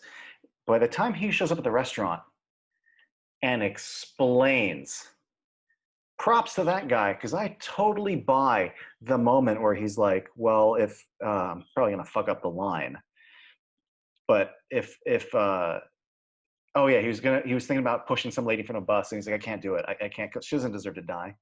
And then I realized, but like, but we all don't, like, my girlfriend didn't deserve to die. If we all don't deserve to die, why do you deserve to live? And I was like, ooh, it worked. It worked because the pieces were written well, and the pieces were acted well, and they were directed well. And that moment lands. And it's true, because it's one of the only visions we have, aside from the fucking stupid second vision in 4 where the hero doesn't die on the escalator, where like she makes it to the other side and is not a victim the way everyone else is. So I get his anger towards her based on where everything's going. So I like that element, and I like that character. I like that, unlike 3, we have the solidified 3rd act villain. It's a new element to the movie that they managed to get right. And because of that, here's the 2 sub things I like. Okay. One, I like the fact that they brought in a new element, just like how 2 was like, well, new life can counter death. This one's, well, like, what if you kill someone instead of you in your moment? That's an interesting twist. Mm-hmm. And we see it done once on accident with I think his name was Roy. Roy gets the hook through the head. And then now and now we're trying to do it on purpose because he thinks it works. That is a new intent. That is a new wrinkle in the system. I think it really works in this movie. But what that leads to is, unlike so many of these other movies where we are trying to prevent the final death of someone, or we're trying to prevent, McKinley's going to come and kill me, and I need to save the thing from going off. And everything is been foreshadowed as I have the photo or I had the vision, but this is where we're going. We know exactly where we're going. We're trying to prevent another catastrophe, because these movies are just a series of catastrophes. This is the only one where, like, no, he just shows up at the restaurant, and the climax of the movie is just a good old-fashioned fucking fight in a restaurant with like a gun and like a knife. And it It isn't some spectacular Final Destination-y type thing. It's a very grounded, fucking surprising. I wouldn't. Tense. It's not like John Wick level fighting, but like it is actually No. pretty well choreographed for like three normies who aren't like ninjas or anything. Yeah. The intensity of what they're going through, it is a completely different kind of climax that when it is over, I still go like I'm satisfied, and I didn't feel like I feel like I got an ending. I didn't go, well, what was the big thing? Where was my big movie theater? Where was my big, it was. It didn't need to be a huge action set piece. I have the catharsis of what a true climax should give me. Yeah. And I can't believe the movie ended that way. It was intimate. It was in a kitchen. It was great. Like and then you get to the crazy twist ending. Like the last 20 minutes of this movie are pretty damn solid. I agree. I mean, from that vantage point, I mean, I also, again, with the suicide being introduced in 4 as like a really, really strong component, I couldn't believe again that here we are in movie 5, and for the first time, it feels like the actual threat of immediate homicide is being brought in, is being introduced in this way. Like, I'm going to kill somebody in my place. I thought that was really remarkable again at this stage in the franchise for that to be introduced, and the fact that they did it as effectively as they did, writing wise, acting wise, and cinematically. But the only thing, because I mean, I even love, I love the introduction of Peter's theory. It's just Molly still bugs me in that, and here's why. I love the kitchen from the minute it's introduced, because again, we've got something where it's like, look how fucking dangerous this is. In fact, and I wish there was more. Yeah, and not only is it dangerous, but you have to conduct yourself with caution, but not so much caution that you cause an accident. There has to be a kind of rhythm that you pick up on that, and you can't do it if you're being overly cautious. You will cause an accident in a kitchen if you're trying actively every moment to prevent an accident from happening. So I love that. And I love how many weapons and how many means of eviscera we're introduced to. The thing that gets me is, like, here we are in the finale, and we're down to the final showdown, and Peter and Sam are fighting and everything, and then I think Sam gets taken out, and it's just between Peter and Molly. Oh no! He's about to kill Sam, and I think push his face in the deep fryer or whatever, and he's down for the count, and it's just Peter. He's about to go for the kill, and that's when Molly jumps on his back. No weapon, no means of stopping anything. It's the same Molly. I guess it's consistent because it's the same Molly who just kind of froze and watched on the bridge. But she just jumps on his back and gets thrown off and almost like taken out like immediately. Doesn't immediately start scrambling, looking. Again, I don't think it takes much more than instinct to think this way, to think, I'm in a kitchen. Look, glass. Look. Something I can poke somebody with. Knives galore. I'll push him in the grinder. He's right by a deep fryer. He's trying to push my boyfriend in it. You know what? Boom! You didn't see me coming because you thought I was down for the count. So many things she could have done, and she got kind of what is deemed, I think, a typical girl move in these movies. And not these movies, but movies by and large. I just watched. It's funny, I didn't think about that, but you are right. I just watched Superman 2, and Margot Kidder did the same thing to the guy in the diner. I don't have anything. Like, I just that's jumped. fine. At least she wasn't looking to stop him from killing anybody. She just wanted to stop him. Go Lois. It's 1978, but here it is, like, a few decades later, and we're still giving the girl. All she does is jump on the guy and get thrown off, and not even like a frying pan. Bong. Yeah, and you are in a kitchen. You made a point of showing us how many things there are, how many ways there are to dismember or impale or what have you, slice and dice. But she does none of it, and Sam ends up saving the day. I'm fine with that because I actually really like Sam. I like Nick D'Agusto, I think is his last name. It's D'Augusto. I know. D'Augusto? D'Agusto. I think it's just pronounced D'Agusto though. But no, because I remember just because he. I mean, he's worked a lot before this movie. Like he was. Look, I remember the first thing I ever saw him in was Election, Mm-hmm. and then that same year he had a tiny role as a soda jerk in Psycho Beach Party. But I remembered his face. He's got a memorable face, and I was just kind of like, oh, look at the cute. Yeah, look at the cute little guy from Election. He's still working. Good. And then I didn't see him for a long time, and he's still working. I think he was one of Jan's interns on The Office, and maybe. And I think I saw on IMDb. He was definitely at least on 2 episodes of The Office, and he had that movie with where the guys, is it Fired Up? Yeah, Fired Up. Okay, didn't see it. Oh, it's I can't remember the other guy's name. He's in so much. He is. No, but this other guy. Okay, so in Community, Annie was like dating him in the first season. He plays Hacky Sack. Oh, him, yeah. Yeah. Oh shit. Not Another Teen Movie guy. Yes, and he was in Dumb and Dumberer. Yeah. The two of them were in a movie where like, we're guys and we're gonna join the cheerleading team. Oh God. And like they're very like bro-y, like hey, and then I think they learn that like they go in there, to get the pussy, and instead they end up like becoming cheerleaders. But it's interesting because everything he had done leading up to that movie, I never would have cast him in the mid 2000s super cocky, bro comedy, full of hot chicks, and he's like the alpha male, cocky, arrogant type, and he is in that movie, and it's great. Like that kid. I think he's a decent actor, and I saw. I don't watch Gotham, but apparently he's Harvey Dent. Oh yeah, I heard about that. Yeah. But and in this movie, record, I think again, you don't need to watch Gotham. No, I won't. I've heard nothing but that sentiment. Oh my God.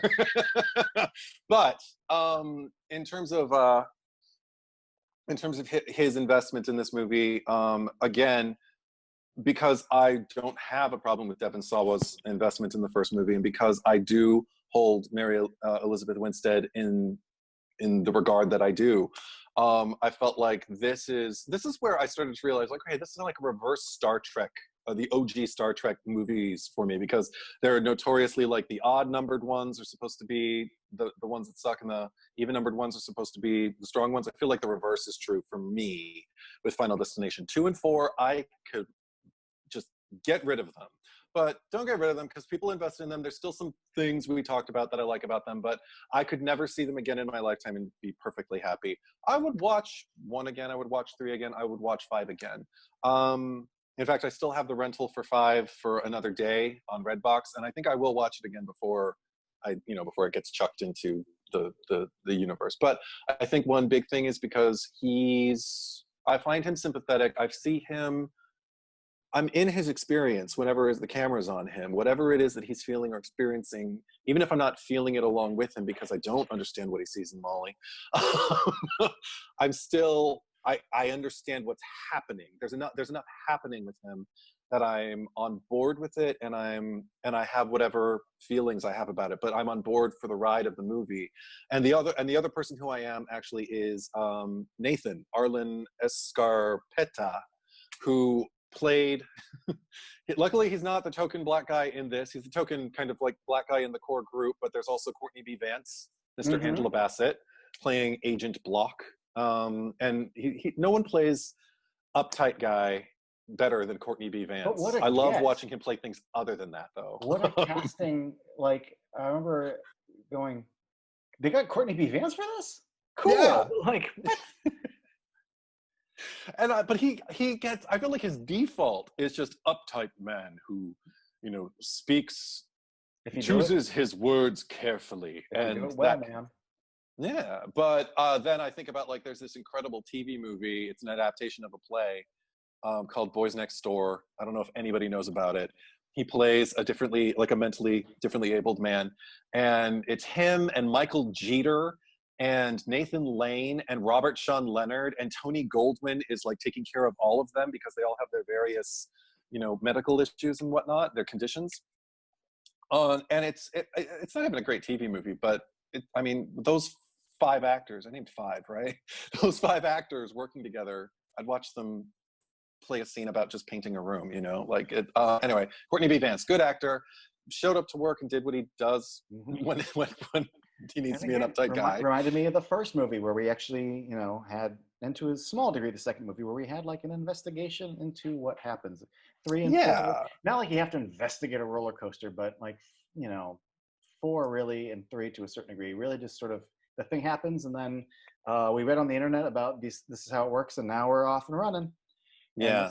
And that's the refreshing thing about this one, is we didn't have anybody just go on the internet and look up the rules. No. Obviously, because the events of Flight 180 haven't happened yet. But I like that they once again got their stuff from Tony Todd. I love that they also don't just see Tony Todd once and then we get a scene with him. I love the fact that he we see him doing his job. Well, at least we know what his job is, but we see him 3 times, so that we're with our lead. What's his name? Nick. Sam. Sam sees him enough times to, again, almost in a Hitchcockian way, like, we know who he is and what he's going to tell you. But yeah, from your point of view, every time someone dies, you're there. And that would be confusing for you. So I do I do like that they get their information and stuff from Tony Todd again. And that should also be another giveaway that, like, I don't know. But what a refreshing, I don't think we paid him enough due at the beginning of this. But I mean, I remember seeing this because I was a snob about this franchise when the first movie. I didn't see the first movie when it came out. I didn't want to see it. I thought it looked like shit. I thought it looked stupid. And I was studying film. I remember taking like film 101 or film 102 or whatever, or one of my film history classes. And he's the same age as me, but I'm going to call him a kid. This kid pulls out he just bought Final Destination, and I'm like, oh, you fucking moron. Like, we're learning about fucking Fellini, we're learning about German expressionism, and this idiot's like, you got my Final Destination. And it wasn't until about like 2 years later that I watched Final Destination. I'm like, oh, it's fun, it's good, I like it. But I was such a snob about this fucking movie. The only thing I was giving it any credit was like, oh, Tony Todd, because between the Night of the Living Dead remake and Candyman, like, Tony Todd carries so much weight for me. So much fucking weight, and he shines in the first movie. Maybe the best beat is just "See you soon." Like, it's so good. And having him back for this was great. It was fucking great. Also, this is where the playing with perception keys in again, because yes, I agree with everything that you say, Tony Todd. Call me, but for the record, I hear he's fucking awesome. I have a friend who's worked with him, and her stories are great, and he sounds like he's funny and he's cool, and he sounds awesome. My heart. But what I love about, aside from the obvious, because also I feel like one of the reasons maybe we didn't address him as much as we could have, like, up until now, is because it feels kind of like a no-brainer. It's Tony Todd, of course. He's great. Let's talk about what didn't work. Right. Because even though he gets like looped in for the second one, I feel, and it's unnecessary as far as the film structure itself, it's Tony Todd. He's never unnecessary, and especially in that movie, I feel like he's fucking necessary. And we're gonna listen to what he has to say. Yes, and then on the third one, like, okay, at least he's kind of there in spirit. I like that it went off and kind of like said, it's not just about these kids though. It's about this happens, and here it's happening to somebody else, and we're gonna have him there. I felt his absence in 4. But in this one, okay, what I love, aside from the obvious about just Tony Todd being there, I love that somebody finally asks, I think it's Sam, just like, who are you? Because I'm asking that in every movie within the context of the movie. I'm going, who the fuck are you? Like pulling nipple rings off corpses and like, you know, kids breaking into your museum cadavers, and you're just kind of like, hey. He's super cool about breaking and entering. And also, I remember the nipple ring really bothered me. And I guess you could argue, well, it turns out I was thinking, well, he's going to be buried in a suit. No one will see it. And then it's like, no, we're going to burn him. So like, who cares? But yeah, he's just so like cavalier about ripping off the nipple. Well, you have to wonder, and that's always been one of the fun things about the franchise for me, is he just the coroner who happens to like have a very macabre sense of humor and is very chill about all this, and I'm gonna fuck with these kids, or I maybe know a little bit about, or do you want to go with like, is he more than what he seems, and is he being a little playful, and if he is part of death or death himself, or is he death? Yeah, and is he allowing? Because then, if he's death, why explain? It all makes sense. But then it also makes sense. No, but why explain it to them? Because these are the rules, and I want you to play by the rules, and like, let's see how you do. This is a test. This is a trial, and this is fun for me to see if you can do this or not. And yeah, I like to play with it both ways in my head because they both work. I would say up until 4, I would certainly love it if he was death. I'd probably watch the whole thing all over again. Because again, a motif that was introduced in the beginning of 2, that again, I could see what they were doing, but I don't, it was all the puppets in the opening credits. I don't know if you remember, we're in Kimberly's room and she's got a puppet fetish. Yeah. Never elaborated upon or discussed or addressed in the rest of the movie. So it just kind of feels like I don't need to know more. We're good. No, but it also kind of feels like, okay, we're going to arbitrarily just kind of hang puppets in because that's, you know, a motif of the movie. It's about being controlled by somebody else and everything like that. And it's again, like, I see what you're doing, but there's nothing, again, it's never mentioned, it's never addressed. She's nothing about her. She's, you know, to imply that she's a puppeteer or anything like that. So I'm like, well, why? Okay, that's just arbitrary. That said, the reason why in 5, I kind of like not knowing, because again, playing with perception, he says the line, I've seen this before. And if you're seeing this movie for the first time with no spoilers, you think, oh yeah, you have, because you've been here for most of the movies. You should have been here for all of them. And then once you see the reveal at the end, and then you rewatch it, when he says that, and you know you're in a prequel, you're like, so how long has this been happening? How often have you seen this? Were you like the first person to experience this and then just kind of like followed it? I mean, there's a lot of questions, and I kind of love the mystery more than just him being death with 5 being introduced. I kind of like the idea of like, just, it could be anything, and whatever you want it to be, it can be. And I kind of hope they never spoil that. I don't ever want the answer. It's perfect the way it is. But yes, I absolutely, when you go, oh yeah, I've seen this before, I'm like, oh fuck, how often does this happen? Yeah. Or I instantly wondered, well, what like I want that movie now, you know? Yeah. And then one thing I've never, I don't know if they ever mentioned the States, but I know that the events of 2 aren't that far from the events of 1 geographically, because they both see Tony Todd in them. Yes. I never accounted for, because the events in 3, he reads on the internet, and again, he prints it out on paper, like in 2006. Yeah, third movie was 2006, and like he still prints up what he Googled on actual paper to bring to her. Makes me laugh. But that one took place at McKinley High School, and I found it interesting that the 4th movie, the racetrack, says McKinley. McKinley, yeah. So I was chalked up that like 3 and 4 take place near each other.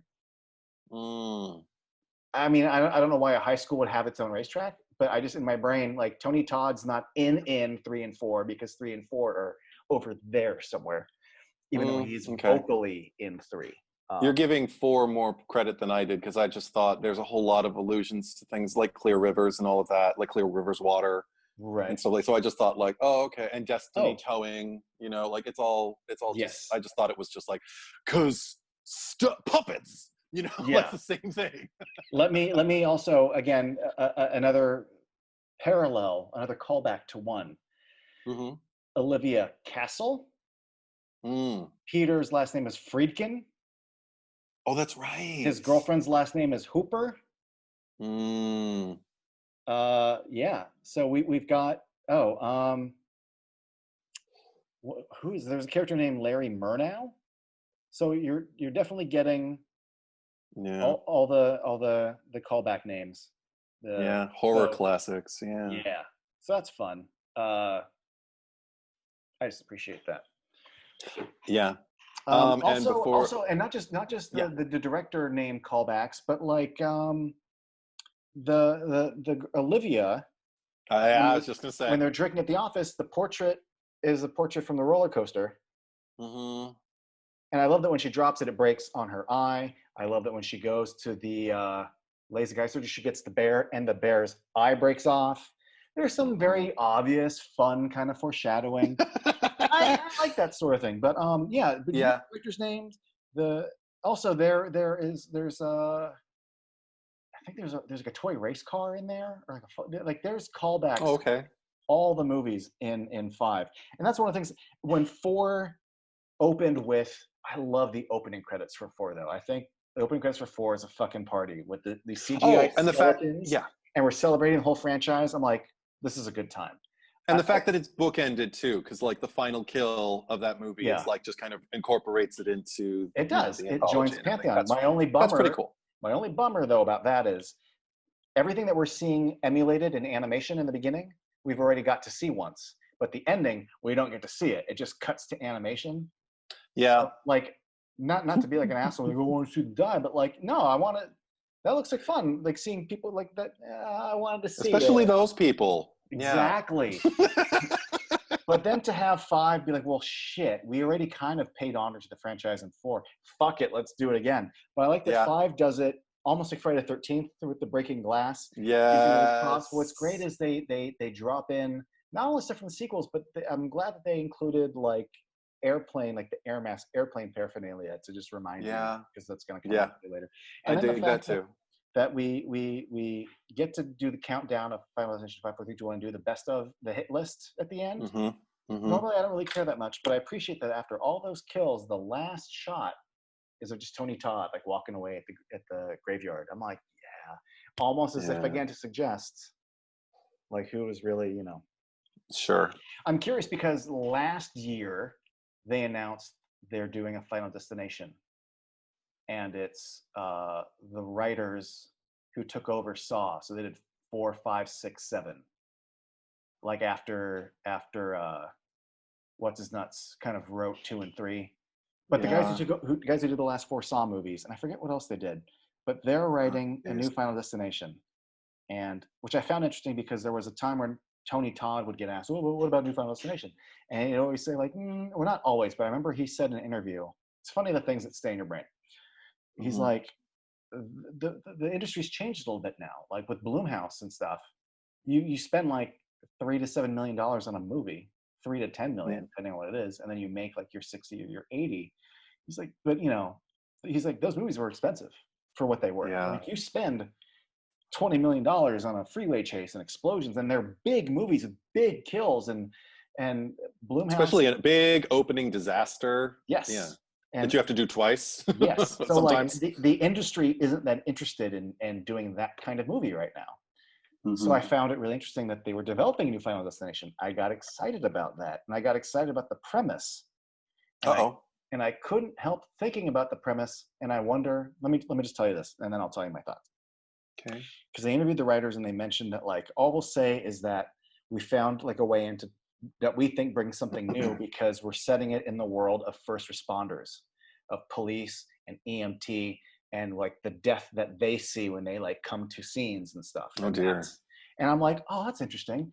Cut to like, yeah, they're canceling cops and people want to fucking cancel Paw Patrol, and like maybe like media about police isn't what everyone wants to see right now.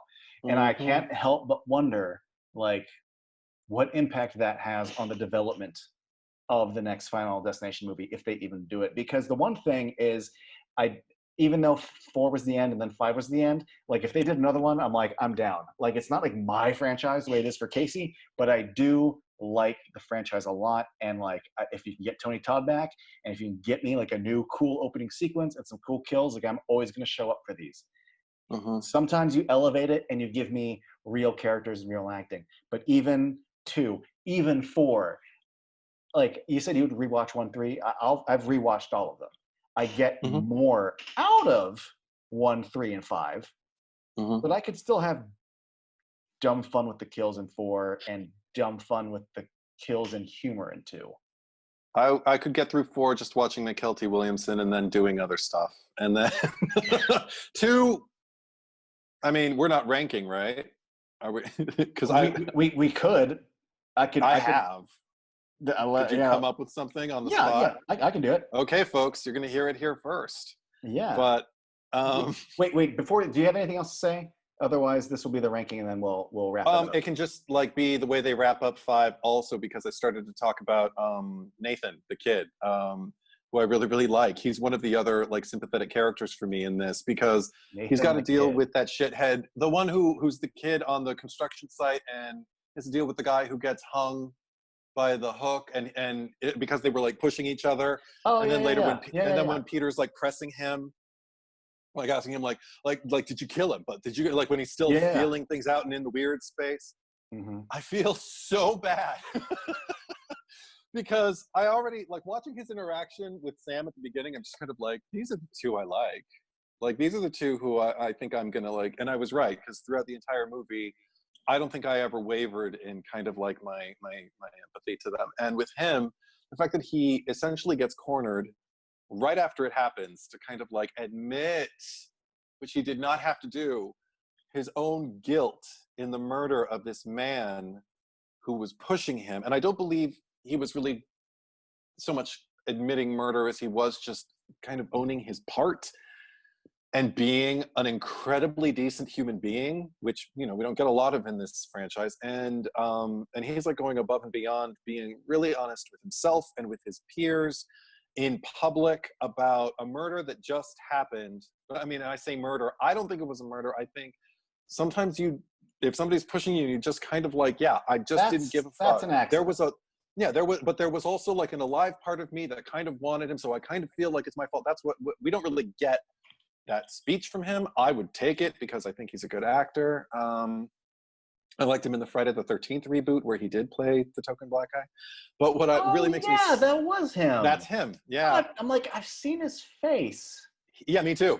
And I couldn't like place the Asian dude are like buddies, right? Yeah. Like they're the 2 token ethnics with all these white people. And they were the ones who were the most fun to watch. Yeah.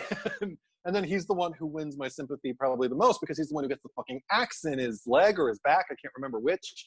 Got to rewatch that. I'm pretty sure it was his back. Okay, in his back, and he's like just laying there, immobilized, wherever it is, he's immobilized, and he's crying out for help, and has got all the people in the house sitting there deciding whether it's worth saving him or not. And I'm like, fuck. Anyway, but what gets me with him is at the very end of the movie, he's absolved. He finds out that this guy was going to die anyway. He was like days away because what was his heart like all clogged up or some shit like that. And he for the first time he actually feels relief.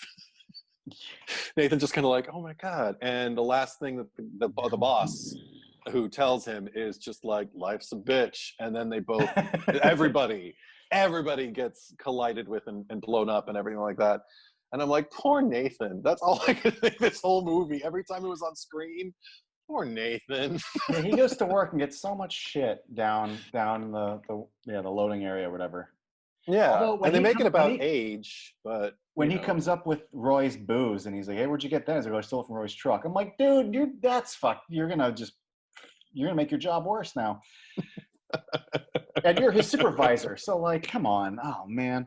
I know, but also, I don't really have much to say, but I feel like I need to bring up that like fucking Champ Kind Sports is in this, and it's. I mean, that guy does so much comedy all the time, and I was really nervous by putting him in this, where it's going to go. But he delivers the level that we need while still being comedic, but not Like he's and oh god, when he's on the bridge and he's covered in the oil of the tar, and he slips and the skin Yeah. comes off his fingers, and you can see the bloody goo from where his hands were. God. The effects in this movie are really good. Yeah, and then the reaction shot is right on too with Nick D'Agosto, just like, ah! You know, everything about that opening. I'm feeling it. I'm right there with them again. Oh, because we didn't even. We don't need to discuss it in depth, but I mean, even the LASIK surgery, never had it, won't. And, Yeah, holy shit! And again, hits all the right notes for me because I'm empathizing with her. This is a character who, when she was introduced, Olivia, I didn't really know how I felt about her. Don't want her to die, but right. not really rooting for her or anything. But she's But kind then of being sassy to the gymnast girl and changing her clothes in front of everybody, and you're like, and she's also okay. and she's kind of shallow in the office also, when she's just kind of like, did you guys get your grievance checks or whatever? Yeah. But and then she's just kind of like, God, I mean, but then, and with a weird point of view, again, one of those characters who I'm not entirely on board with as far as like my empathy and my experience, where I'm just kind of like, yeah, that's how I would react. But when she dismisses the death of Candace, like in the gym, as the gymnast doing gymnastics and everything like that, and she's just like, well, it was bound to happen. And they're like, what are you talking about? She's kind of like, what? I mean, just all those gymnastics things, the way they do it. I'm surprised it doesn't happen more often. Granted, more detached than I would ever be hearing a coworker of mine, no matter how how detached I was, because that's another thing I love. Coworker setting, high school, similar. People who you see every day, some you're tighter with, some you're not. Well, Totally works. when There's a already an bunch of established your dynamic though, and we play on those dynamics. I like it. yeah, But they play it well in that sense that like a bunch of our people died. So like we're in the office, but we're not working. The calls are being rerouted, but like we're here. And it definitely felt yes, like we're here, but we're not working, but we're hanging. Like it felt not like a typical work day. They did a good job no, selling that. and it's an easier way in to get them in. Oh yeah. You know, like group scenes, and also you don't have to have you don't have to hold a meeting. Looking at you, part two. Hold a meeting to get all the characters in the same room, and then have them act completely irrationally to get them separated, so you can have something happen. It's work. People are going to be in different places at different times. You can have somebody enter whenever the fuck you want. You can have them leave if they decide to leave because they're taking an early lunch. So much better for this movie and for the franchise. Final thing about the LASIK surgery one is, like, I feel for her as it's going on, and at the very end of it though, they punctuate it in a way that makes me laugh and whoa, because she hits the deck, you think it's over, the eyeball rolls towards you, you think it's over, and then it gets driven over. it's overkill in the greatest way. Yeah. And I'm laughing and shocked and going, oh, and it's just, I really liked this movie. So, okay. I think I'm ready to rank if you are. Awesome. Number 5 for me. Part 4. I just think it's too, no, I think 2. It's What? too boring.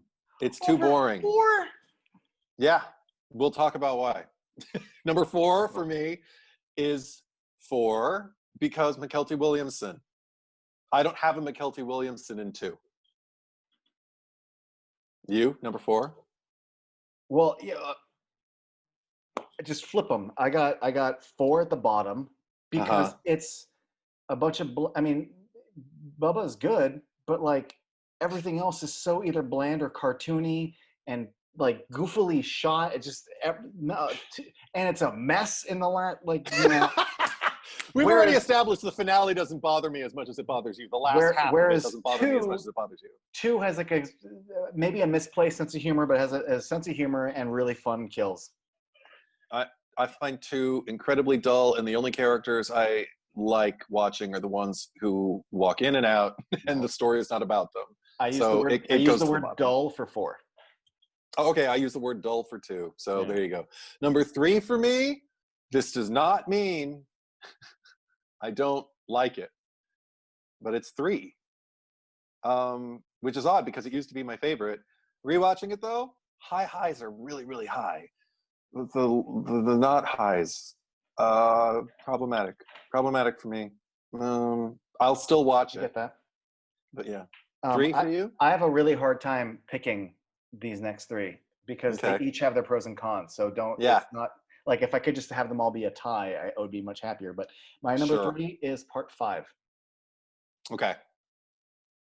only because the other two movies have a more of a sense of dread and mood about death surrounding you. And even though five makes some newer choices, there's also just not enough for me to sink my hands into with the characters. Okay. Number 2, Final Destination 1. Me too. I chuckle through almost the entire thing except for when I'm feeling empathy. So it's a good time. And the end, it kind of falls apart for me, but the first 2/3 of it are so much fun. I just don't really care. I just kind of watch Devon Sawa eat the cat food. Is it cat food that he's Yeah, I think so. eating? Yeah.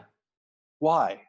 I don't know. Why couldn't he eat any other canned food? If the threat is the can, then you can eat canned fruit, the canned peas. You can eat Just soup. raw, like fruits and vegetables, I th- anything, I or I think maybe the idea is that you have to like chew the ingredients in a soup or chew fruit, but like the cat food is just mush, so you're less likely to there's choke on it. pate. I mean, there's actual pate. I think it's the pate.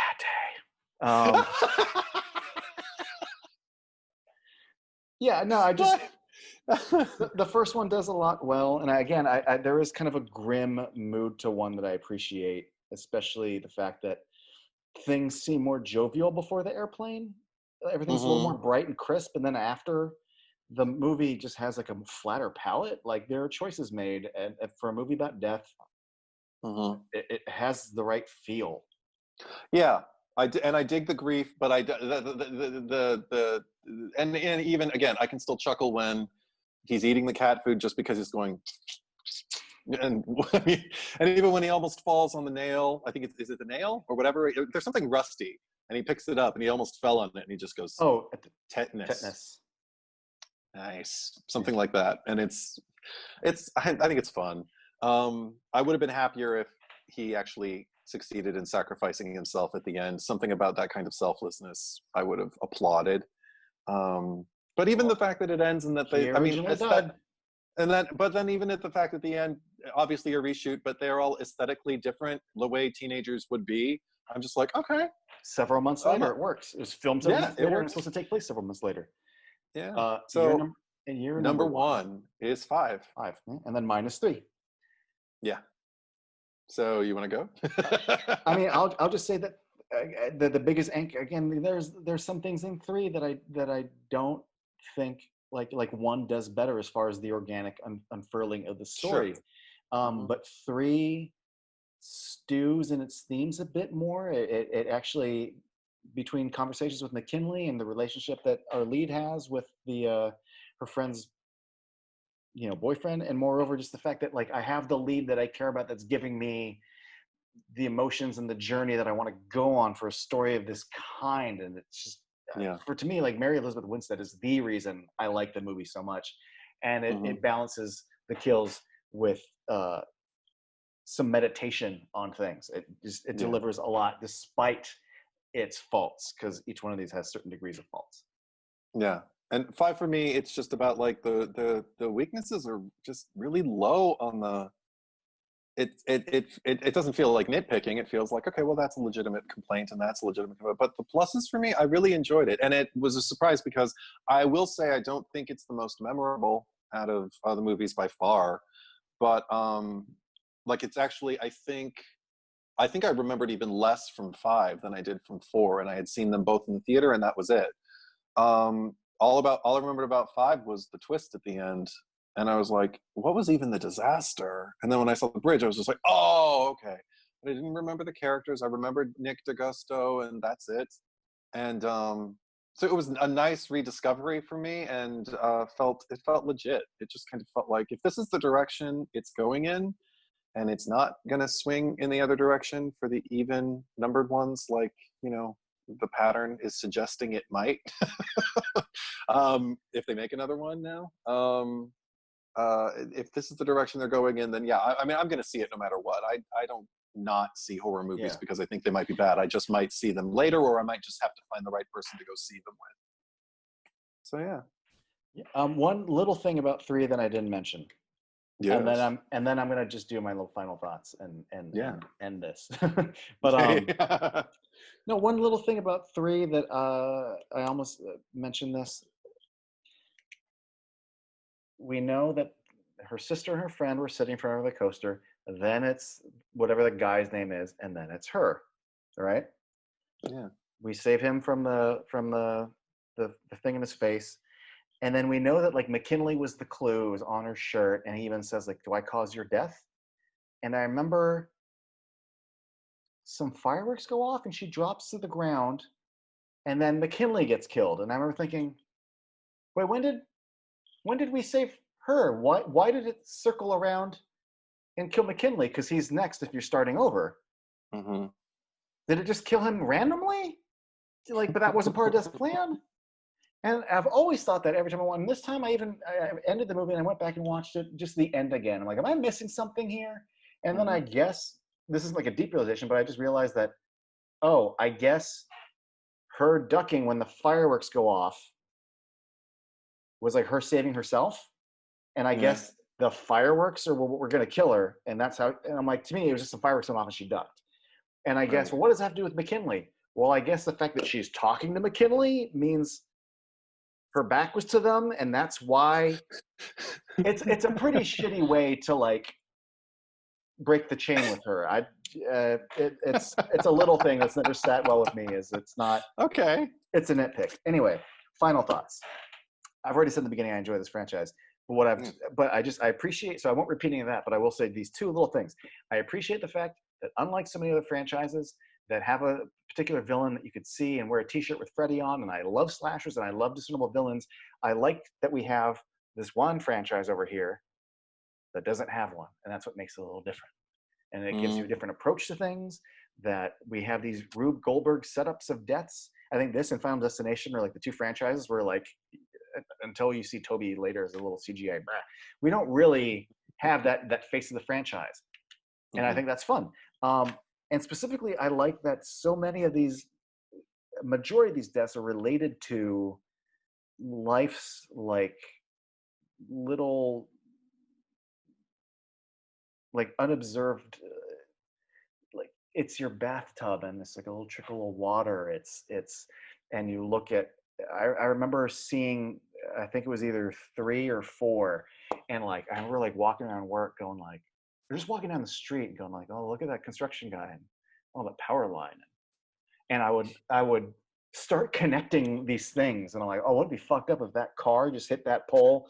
And I did that for like, but it makes you realize like how vulnerable you are just day to day. Not a lot of, so many other horror franchises that are focused on slashers or just splatter movies are about like the intent to kill, and this one's more about like all your little vulnerabilities in your day-to-day life, like your kitchen and you reaching into the thing and your hand getting stuck in the sink, the escape ladder, and if it gets stuck, the knives in your kitchen and you're pulling for like, it's all, there is no outside person with a chainsaw. It's your bullshit. And I just appreciate, it's one of the few franchises where it's, at least when it succeeds, it's the comfort of your bullshit. It's the comfort of like going to the carnival. All of it. There's nothing fantastical about it. I appreciate that. Life's vulnerabilities coming at you. I agree. I feel like if there's somebody who can speak to, because I don't. If somebody's spoken to this already, then I feel like maybe it hasn't been done adequately, or I would just want more. But if somebody can speak to also just the inevitability of death, like I mean, we're all going to die. We were all born and we're all going to die. That's it. If somebody can question even the fight and not do it for necessarily a personal reason, I'm glad that we have, McKelty Williamson and 4 for that. But if somebody can just kind of like, if somebody can even be in a case where they have the opportunity to possibly prevent a death that isn't really preventing it, but merely I mean, like maybe preventing it for a day or two, but knows, like, has the choice, like, right before them, and has to make kind of like that ethical call. Like, is it worth working this hard to save someone who might be on the brink already? Also, is it worth fighting death at all? Like, maybe moving into, I don't know, if they can find some way to refresh it and find another angle on it, something like that. Because I feel like the themes that are there might be what attract this fan base. Aside from the kills, I mean, I'm sure there are people who enjoy like the kills and everything like that, but there are other movies that I feel are more visceral with their gore, are more, they're even with practical effects and with, I guess the level that they're willing to go with the intensity of the impact of the effects and the duration and all of that kind of thing, the detail, that might succeed more so. But with this one, I don't know, maybe I think the popcorn element is a big thing. And I think there's something about mortality. I wonder if it's like dealing with death as a threat, but it's also something you can have fun with. It's not, I don't think any of these movies are depressing per se. I mean, well, But for some people, I think it's almost like a relief that we can confront the fear of death while having fun with it. For some people, that makes it a little less scary. Yeah. But you're right, as far as the end, like, to me, this franchise for the most part is harmless fun to dumb fun. And there is potential with what this is about to actually aim higher than that. They just never have. But it would be interesting to see someone tackle some of the things that you were suggesting a bit more. Yeah. I don't know if that's what the fans want, because they've kind of established like dumb fun kills. But if they could try and succeed, that'd be worth seeking out. But I guess we'll never really know until they try it. Well, I mean, that's one thing I really like about 5 is, again, I don't feel like it dishonors what came before. I feel like it kind of makes space for it, but also explores some things that haven't been. It gives some weight to stuff. It gives some space to stuff. And I that's why I find it encouraging. So if they go in that direction, fine. And if it's just dumb kills, then it's 90 minutes out of my day. Exactly. Glowing review from Eddie. It's like 90 minutes out of my day. Hey, I mean, that's what I'm here for, right? when you buy the box set, that's the critic's quote. If you just watch one, it's 90 minutes out of your day. I mean, come on. I have a friend, when she first got asked out on a date by this guy, and he's my friend and she's my friend. She goes, "Hey, so-and-so asked me out. What do you think? What do you think I should? I haven't told him yes or no yet. I kind of wanted to talk to you." And I'm like, "Well, he's a pretty good dude. Not really boyfriend material, but like, worst case scenario, you're gonna get a free dinner out of it." And that's fun fact. They ended up getting married. So, oh my God! Not boyfriend material has now led to 2 kids. But you were right. He wasn't boyfriend material. He was husband material. You're gonna sit down for 90 minutes. You're gonna see some kills. You're gonna have free dinner. It's a good time. And maybe this is somebody's husband. This franchise, somebody could be married to it. Or what if this franchise becomes husband material if they keep going? It's rare, but sometimes franchises do get better. Dawn of the Planet of the Apes and War for the Planet of the Apes are better than Rise. This is gonna say, Fast and the Furious 5, 6, 7, 8 are better than 1, 2, 3, 4. They sometimes get better. Yes. The Harry Potter movies 3 through 7 and 8 are better than 1 and 2. You never know. You never know what could happen. Chris Rock wrote and produced the next Saw movie. Like, things. Could you imagine if, like, Kevin Hart's like, "I want to do Final Destination 6." You're like, "Wait, what?" Okay. Jordan Peele is a horror director now, and Danny McBride's writing Halloween movies. Like, you never know what's going to happen. Absolutely. I never had on my bingo card, Chris Rock's going to write Saw 8 or whatever. Or even within this franchise, we cited so many names that have gone on to do other things, and they were either like little roles or background. And now, they're household names, and they're making, all the money and getting all the laughs, or doing whatever it is that they do, to make that change. So good for them. You've got So Patty Spivot, Ann Steele, and the Huntress all in this franchise. It's true. It's true. Stranger things have happened. Yeah. All right.